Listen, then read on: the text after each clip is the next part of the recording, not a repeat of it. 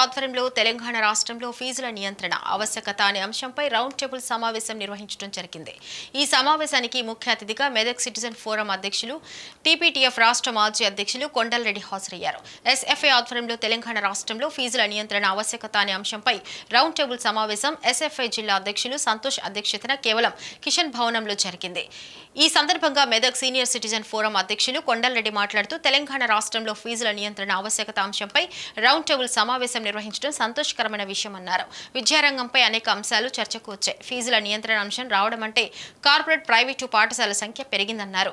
గతంలో ప్రభుత్వ పాఠశాలలు ఎక్కువగా విద్యార్థులు ఉండేవారు. ప్రస్తుతం 60% ప్రైవేటు, 40% ప్రభుత్వ పాఠశాలలో విద్యార్థులు ఉన్నారు.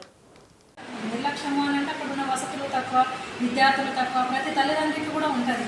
ఏమని మన పిల్లలు బాగా చదువుకోవాలి, ఫీజులు ఎంతైనా పర్లేదు చదివేయగలుగుతాము అనేది తల్లిదండ్రుల యొక్క ఆకాంక్ష. ఇతరులను చూసి పోటీగా చదివించడం అనేది అంతవరకు తల్లిదండ్రుల ఆశ అనేది ఉంటుంది. మరి అలా అదే అవకాశాన్ని తీసుకొని ఇలా ప్రైవేటు యాజమాన్యాలు చూసినప్పుడు ప్రైవేటు యాజమాన్యాల దాంట్లో పేద తల్లిదండ్రులను, పేద విద్యార్థుల కుటుంబాలను దోసుకోవడం కోసం ఇలా ఒక అవకాశంగా ప్రైవేటు యాజమాన్యానికి ఇది ఒక అవకాశంగా దొరికింది. తెలంగాణ రాష్ట్రంలో ప్రైవేటు పాఠశాలల లేదా కార్పొరేటు పాఠశాలలు, కళాశాలల యొక్క సంఖ్య పెరిగింది అనేది మనం ఫస్ట్గా గుర్తించడము అనేది విషయాన్ని మనం అర్థం చేసుకోవాలి.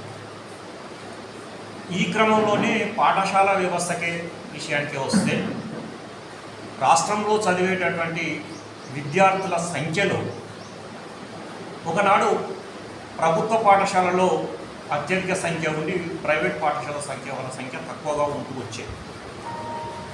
సుమారుగా తెలంగాణ వచ్చే నాటికి చూస్తే ప్రైవేట్ పాఠశాలలు, గవర్నమెంట్ పాఠశాలలో చదివే వాళ్ళ సంఖ్య 50% వచ్చింది.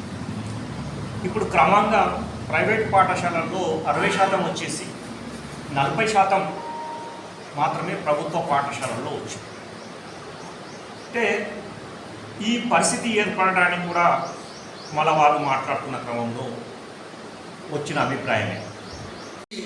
అవకాశం ఇచ్చినటువంటి ఎస్ఎఫ్ఐ మెదక్ జిల్లా కమిటీకి, సీనియర్ సిటిఎం ప్రెసిడెంట్ గారికి, అదేవిధంగా ప్రజా సంఘ నాయకులకు అందరికీ విప్లవాది వందనాలు.